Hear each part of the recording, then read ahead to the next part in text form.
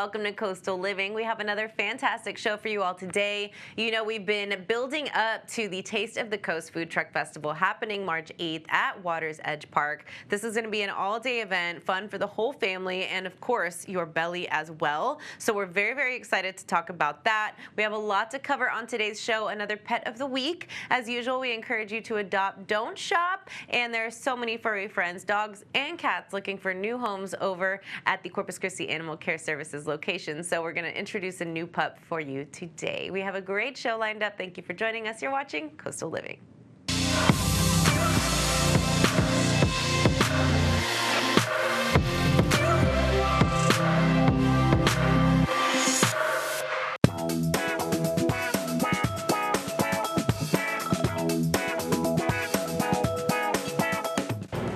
I know we all love a good food truck, and we cannot wait for a Taste of the Coast on March 8th from 12 to 10 p.m. Today I'm here with Ricardo and R&B Funnel Cakes and more, and they've got such a great variety of tasty snacks for you to try. Talk to me, Ricardo, about how this food truck came about. Y'all have been around for a little while. Yeah, we've been in business already, I'm saying 10 and a half years already. We've been into a lot of events and even out of town of Corpus Christi, and especially more here in Corpus.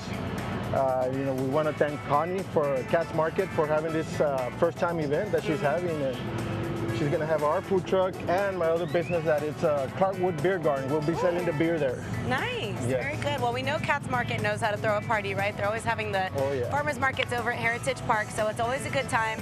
Now, you have a wide variety of options on your menu, so talk to me about what people love about your food truck. The most popular ones is going to be our mini street tacos. Those are so good. Funnel cakes for dessert, and we got about a year that I started doing fried pork belly chicharrones. Pork belly and it's picking up on the chicharrones. Okay, what do you think makes those unique from other? I can't imagine too many other food trucks offer fresh chicharrones, but what sets them apart? When they order, it's from half a pound to a pound, and they come with 2 small avocado hot sauce that I do. Okay. It comes so you can be dipping and eating, and I cut them bite size, not the big ones. Just not bite too size. big. Yeah. Okay. Honestly, what really tells me whether or not I love a place is whether or not they offer a good hot sauce. So I'm gonna have to test that out. But I have had your tacos in the past, and they are so good. Yes. Yes, your taquitos. What other menu items do you have? You've got your fried Oreos, which I know are huge, yes, right? And we even do the mini. What is it? The walking taco bag. That is What's that? burrito tostito. We put the meat and all the veggies, and it's a walking taco bag, so you can be walking and eating. That's your next festival, riding around eating.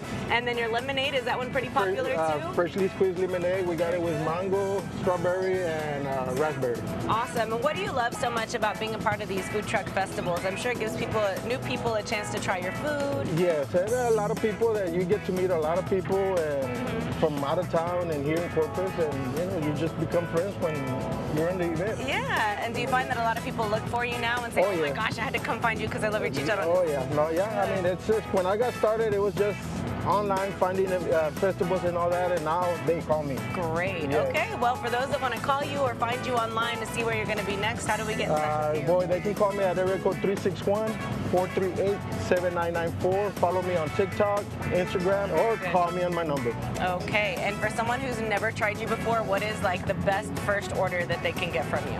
The mini street taco. Yeah? Yes. Okay. With asada? With asada. We just got asada right now, and then dessert, funnel cakes or fried Oreos. We got food and dessert. Love me some funnel cakes, I'll tell you that. Okay, well, we're going to see you out for a Taste of the Coast March 8th over at Water's Edge Park. You won't be able to miss it, but just in case you're on the wrong side of town that day, you definitely want to make it a point to go. From 12 to 10, everything you could want from a food truck festival, including R&B, funnel cakes, and more. So we'll see you out there. Thank you so much. Thank you.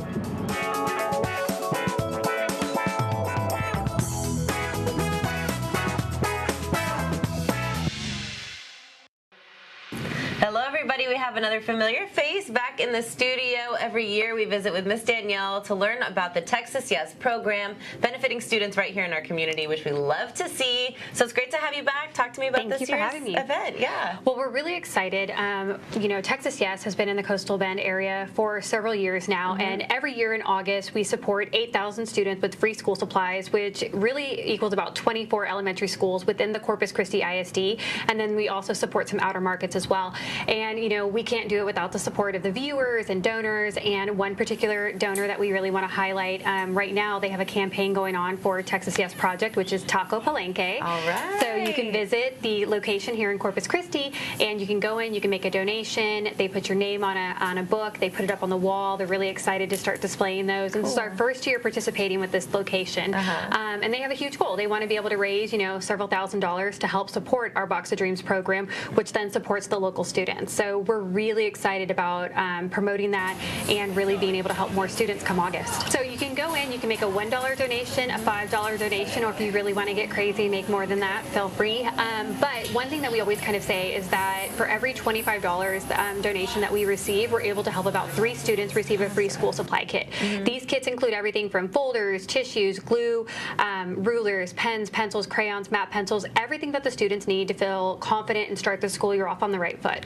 Now, you personally, have you had the experience of delivering any of the supplies or being able to witness the outcome? Every year, we physically go into the schools during the first week of school and we distribute to all students, kinder through 5th grade. And the reason we do that is because we want every student to feel like they're on the same playing field. We're not singling anybody out because maybe they couldn't afford school supplies, but really saying it's an opportunity for every student. And if by some chance a student says, I already have crayons, great, you can use these at home for homework. But there's too many kids out there that aren't able to have those supplies, and we really want to not just help out the school district, but also the parents as well. It's a huge sacrifice. The average cost to get a kid ready for school costs anywhere between $150 to $200 based on the grade level. So if we can say, let's take that financial burden off, because you might have 2 kids, 3 kids, 5 kids, that's a lot of money to spend at the beginning of the school year. And so we take that financial burden off. We say, we got you covered, we'll get you the basics, let's get you through the school year. And then they don't have to stress so much about making sure that they have lunch ready for the kids, or keeping electricity on. And it's so much money that they're able to then refocus in other areas. I love that. So for anybody who can't make it to Taco Palenque, is there a way for us to donate online? Yes, viewers can go online to texasyesproject.org. They can always check out our website. We have volunteer opportunities down here, always looking for folks to help us distribute those school supplies during that first week. Great. We also have little lockers that are all around Corpus Christi. So if you ever want to get a craft during the summertime or get a free book, you can visit our website to see what locations the lockers are at. Very good. Okay, well, thank you all so much for keeping this campaign alive here in the Coastal Bend. We're so grateful for it, guys. So it's our duty to go donate and make sure we take care of our kids. It takes a village, and we're all a part of it. So thank you so much for visiting, and let's be all a part of Texas Yes. Now, Coastal Living's Pet of the Week. We're with Corpus Christi Animal Care Services, and today we're here to talk about our Pet of the Week. This week's Pet of the Week is Ronnie. Ronnie is a 2-year-old American Pit Bull Terrier mix. He is around 40 pounds, and we don't think he's going to get any bigger. He came in as a stray with his brother Prince, and they share a kennel, so he is very dog friendly. He has made it into our play group, and he loves belly rubs, playing in water, and all the treats. He is extremely treat motivated, and the only issue is that he is still learning how to walk on leash, so he still needs some practice with that, but he did very well on the car ride here, and he is still looking for his forever home. He's been at the shelter for around 30 days, and we're hoping he gets adopted soon. If you would like to adopt Ronnie or any of our other adoptable pets, you can go ahead and visit our shelter at 2626 Holly Road, or you can go ahead and visit our website at 24 Pet. Coastal Living's Pet of the Week is paid for by Animal Medical Corpus Christi, family owned and operated since 1981. We're out here. Lana just did some parallel parking for me, and we're at the Barefoot Mardi Gras Festival. Sun, sand, and Mardi Gras vibes, only on North Padre Island. Welcome to Barefoot Mardi Gras, a one-of-a-kind coastal celebration that brings the party to the beach. This isn't your average Mardi Gras, this is beach mode. What started as a simple island get-together has now grown into an annual must-attend event, drawing locals and visitors from all over the Coastal Bend. Now the party is bigger than ever. The parade route has expanded, island businesses are joining in, and the whole community is making sure it is the ultimate beachside Mardi Gras experience. And it's not just about the parade. Restaurants, shops, and local businesses are offering Mardi Gras themed specials and events throughout the season. So whether you're here for the floats, the beads, the food, or just the good vibes, there's something for everyone. So grab your beads, kick off your shoes, and let's celebrate. This is Barefoot Mardi Gras, right here on North Padre Island.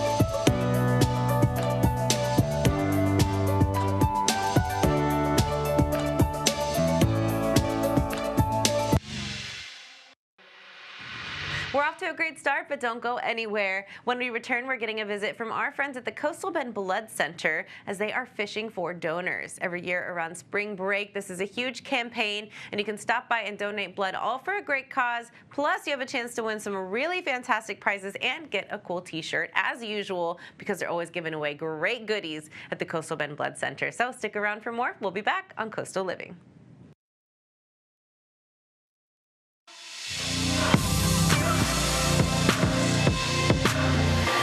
Hello, everybody. Now, we are constantly looking for people to give back to our community in a big way, and one way you can do that for free and actually kind of get some perks for it is by donating blood. So I have Miss Ashley here with the Coastal Bend Blood Center, and we're fishing for donors, y'all. That's right. We're reeling you in. I love the shirt. You always have the coolest shirts. Honestly, I mean, I am biased, but this is a dry fit. You can tell the material's it's a really good fit. Yep. It's really cute, and you can wear this to the gym. You can wear them with leggings to a baseball game. I'm just saying that because I'm a new baseball mom. I mean, you can do a lot of things with it, but it's really cool. So this is all happening March 8th, this Saturday, March 8th at Cavender's Boot City. It's 9 to 5, an all-day event, in hopes of just restocking our blood supply, especially heading into the spring break holiday. We know what's going to happen, so. Yeah, there's always a big need for blood, and just to review, how old do you need to be? What should we be prepared for to donate ahead of the game? Great question. So 17 years of age or older, have a photo ID. You're going to take a mini physical, which entails checking your blood pressure and your iron. But now we have that quick pass, right, that we just launched, which makes life so much easier. So they're able to review those 43 questions and, you know, eliminate about 10 to 15 minutes of their whole donation. So I think it's about 25 to 30 minutes of blood donation, and the actual donating process, you know, takes about 7 to 8 minutes. It's the shortest time of the whole process. It's so fast and easy, and honestly, the team and the staff are so friendly that you don't even realize it's happening because you're just like being chismosa the whole time. That's right. Yes. So many perks, right? You're obviously saving lives, and blood doesn't have a really long shelf life, so we need to constantly refresh that, which is important. And again, unfortunately, with holidays like spring break, things happen, accidents happen, and then there's those people that need it regardless, right? So let's take care of our community. Now, with that said, you're going to get a cool t-shirt, but you all just have the best prizes, especially for this season, for this fishing for donors. We do, yes. So everybody who donates at this particular blood drive will be automatically entered in for an opportunity to win Shakira World tickets. What? I know, exciting.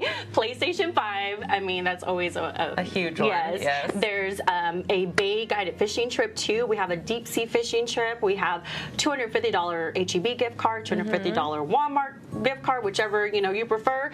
I think it's $100 Academy gift card. I mean, the list goes on. There's so many SeaWorld tickets. There's probably about 20 to 25 prizes. Amazing. But again, it's all about giving life in our community, which is where we try to just bring that constant awareness. Awesome. All right, guys. So if you need any other information, you can visit their website. Of course, if you're a regular there, they'll be calling you and be like, hey, it's time. We're ready for you to come back. And that's how badly, if somebody's having to call you to do a donation, that's how desperately we need blood. So let's all do our good deed and get that good karma going into spring and do as much as we can for our community. So thank you so much. Thank you.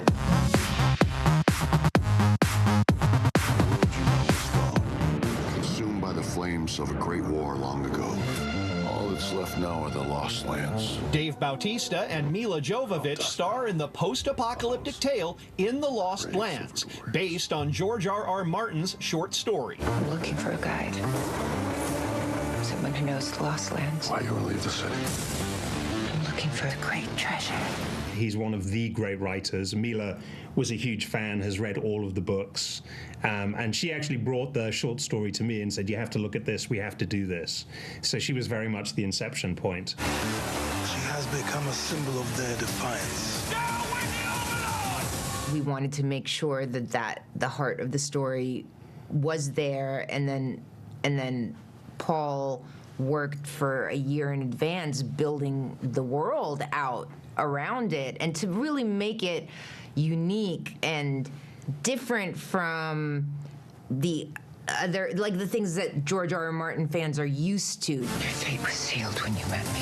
Dave Bautista says having Jovovich as a scene partner was surreal. More than a few moments during filming, it was just hard not to be a fanboy and to get lost, and especially like the intimate, scenes where we're just really kind of bonding, connecting, and I'm just thinking in my head, Fifth Element, Resident Evil, Dazed and Confused, and I'm just going, it was very surreal. Friends of yours? Yeah, I don't have many friends. Me neither. In Hollywood, I'm Rick Damigella.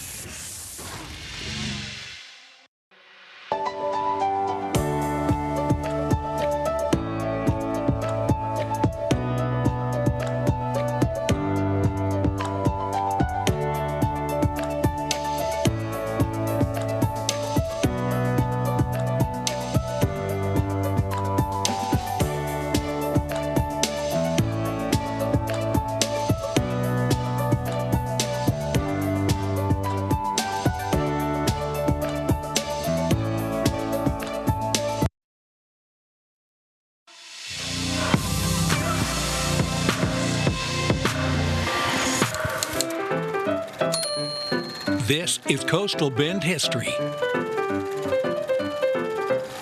Well, here we are again on Padre Island. I'm Andy Lascano. For years, developers envisioned this as a tourist mecca, a place for hotels and restaurants and all other tourist attractions.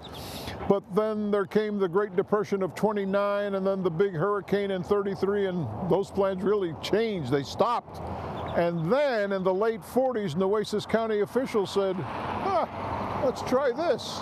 There had been talk of establishing a national park on Padre Island for years, but before that happened, Nueces County worked to build a county park on the north end of the island. The owner, Albert Jones, agreed to donate 1,000 acres for the park development, and in 1948 a bond election was held to build the park and a 4.5-mile raised causeway from the bluff to the island. The price tag was $1.7 million, which in today's economy would be more than $22 million. The new causeway would include 2 swing bridges to allow traffic to cross over the Humboldt Channel and recently completed Intracoastal Canal. The 2-lane toll road was named the North Padre Island Causeway. It was finished on June 17th of 1950, and the new raised causeway helped attract tourists, sports fishermen, and investors who had been targeted for decades. In fact, in the same year, they commemorated the 50,000th car over the bridge with this photograph. Mr. Jones created the Padre Island Investment Corporation to help develop the island, and initially development was slow. The island remained mostly barren. There was a hotel, some entertainment and restaurants, and a convenience store, but by the late 1960s, that began to change. Houses, apartments, and condominiums began being built in 1967, and the $1 Million Inn opened on the beach. The following year, the National Seashore Park would open, attracting thousands of tourists, and the John F. Kennedy Memorial Causeway became toll-free.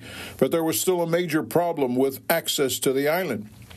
The low elevation of the causeway and the swing bridges made it challenging to access, so the county turned over ownership of the causeway to the state, and TxDOT decided it was time for a solution. So, by the early 1970s, big plans and big changes were already underway, forever changing access to the island. We're going to have more on that next week in Part 3, but for now, if you want to learn more about North Padre Island, the Causeway, or any of our Coastal Bend stories, you can do a couple of things. Number one, You can scan the QR code you see on your screen, or as always, you can go to our website, christv.com, click on the Coastal Bend History tab, and voila, there they all are, all our Coastal Bend history stories. Until next time, I'm Andy Lascano.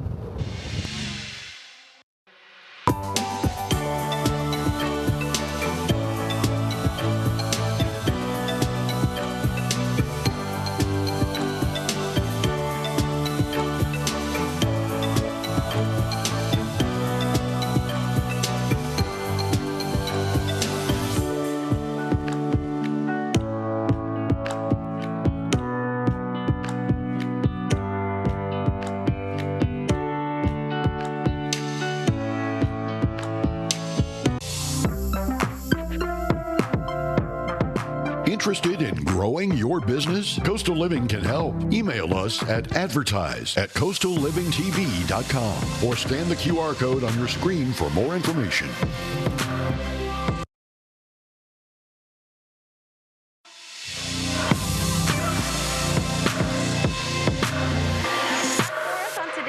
Thank you so much for joining us. We absolutely appreciate and love all the great guests that contribute to our show, and we hope you're getting everything you possibly can out of it and learning so much. Please, again, remember to donate regularly. You can donate blood up to 4 times a year, so let's all do our part to contribute to our community. Tomorrow, we'll be covering all the great things there are to do around the Bend, plus we're going to visit with our buddy Jace Tunnel and go beachcombing. Until then, I know you're going to miss us. You can visit us online at Coastal Living TV on Facebook and Instagram. Also, show us some love on our YouTube channel at Coastal Living TV Corpus Christi, where you can watch all your favorite episodes commercial free. Awesome, right? Okay, we'll see you then. Have a great day. Thanks for watching.